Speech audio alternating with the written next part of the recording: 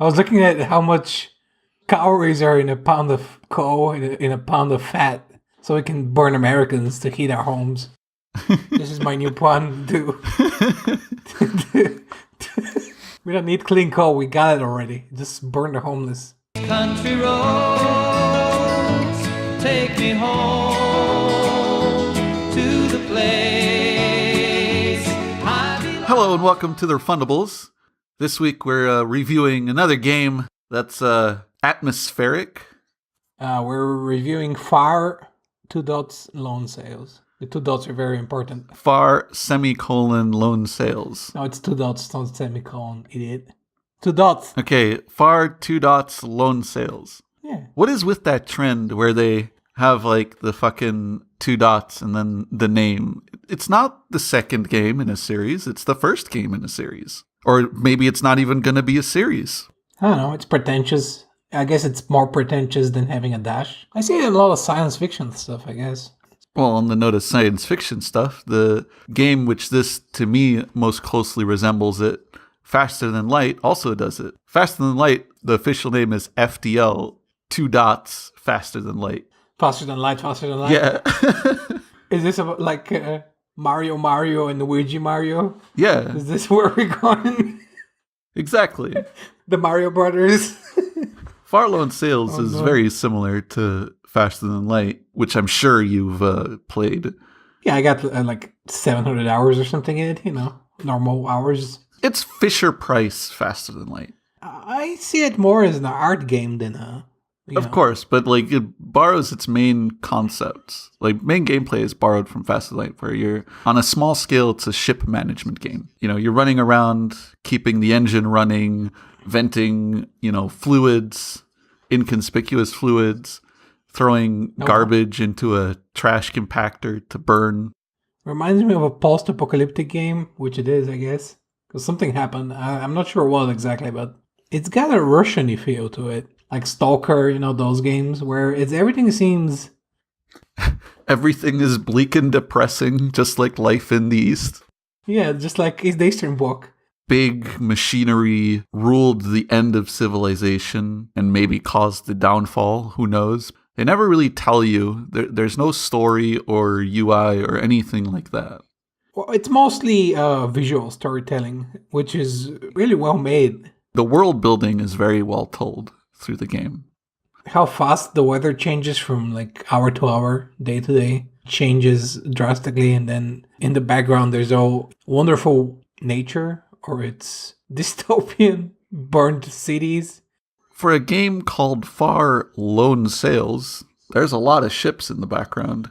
There is, but everything's broken. That's, I think. Yeah, and they're all on land. Yeah, but you have... There's some poetry in the fact that you have a land ship with a sail that stops at the water. It's a pretty comfy game. I really like it. The tone shifts very well throughout the game. Yeah. It's not a hard game, of course. I mean, it's not, the puzzles are rewarding. They're not too super easy and they're not too super difficult. They're obviously not meant to like be a huge hurdle for you, but they're enough of a distraction to keep you going. If we compare it to the last review we had with Donut County, this does everything right that Donut County does wrong. Like, the atmosphere is great. Think about it. This is more of a message about how humanity might be fucking up with robots and with automation than fucking Donut County did with the trash, The tonal shifts between the very ominous atmosphere and the like dreamy almost when you get out of the rusty and destroyed city, and it's just nature, fields and trees, and there maybe the sun comes out, or maybe it's snowing, but it's very comfy. Yeah, I like how they balance out the parts where you have like the struggle of the gameplay. It's meant to be a struggle. You're running out of materials, it's raining, everything is burning, and you're repairing it, and then you get past that and the weather clears and the soundtrack changes and you have to keep your ship going, but there's nothing really aside from that. But it works so well because you're just coasting along through this very well and beautifully crafted visual landscape with like this slightly melancholic but also uplifting soundtrack on the back. And it just feels comfy. It feels good. There's like a moment of zen in that horrible world you live in.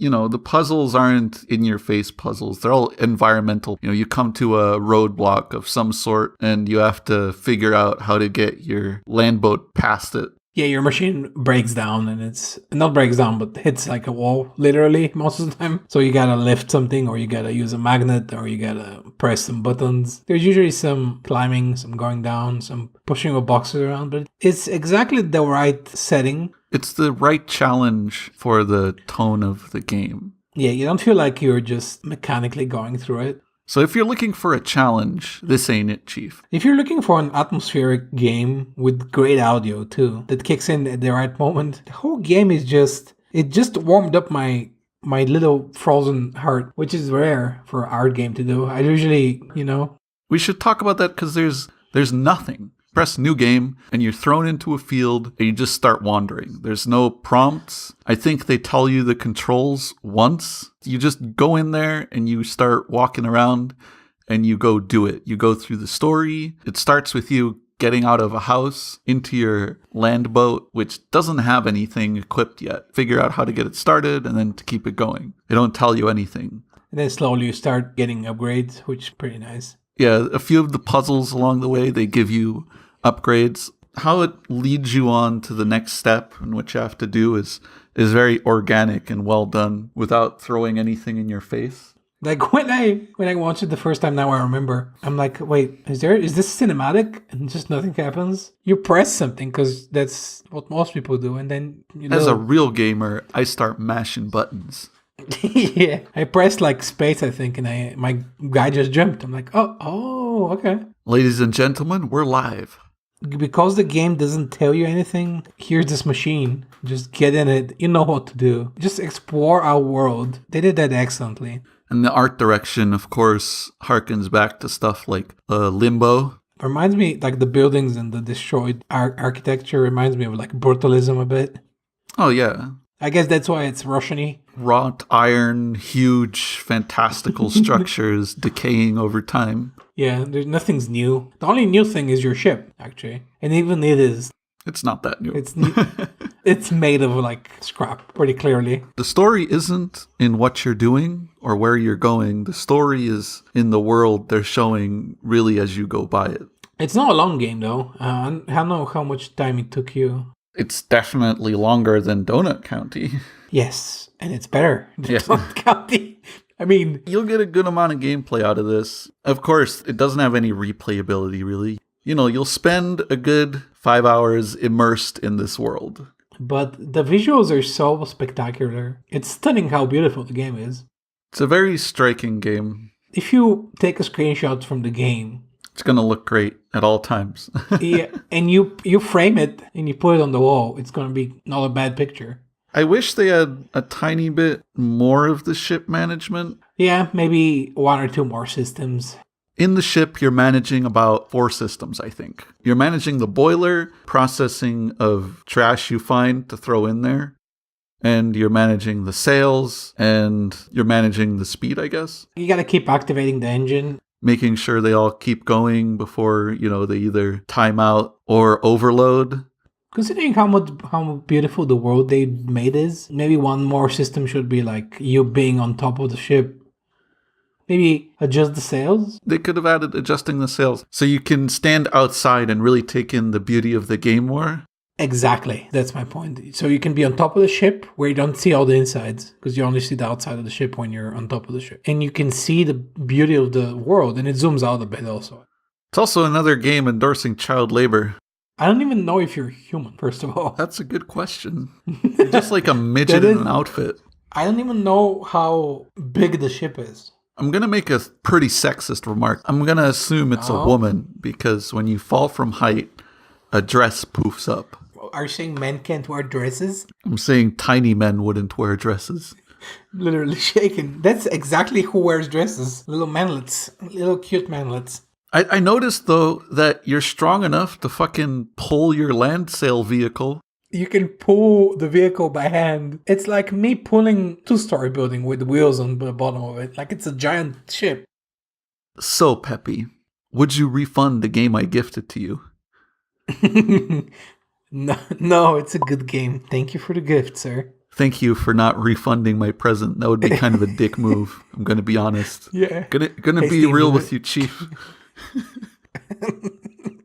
Well, I also would not refund it But honestly, just like I gifted it to Peppy, if you want to give someone a game and you want them to enjoy it for a bit, like this is a perfect game to gift on someone's birthday or for a holiday, go for it.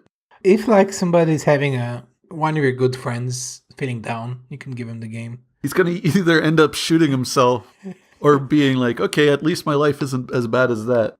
He's going to make a decision. It's either going to be good or bad, but this is going to be the decision maker. No, my verdict is that I won't refund it, and it's the perfect gifting game. Gift it to people. It's, as we said, it's a bit short, but short and sweet. So guys, if you liked this week's video, please consider liking, subscribing, and maybe commenting what you'd like us to review in the future.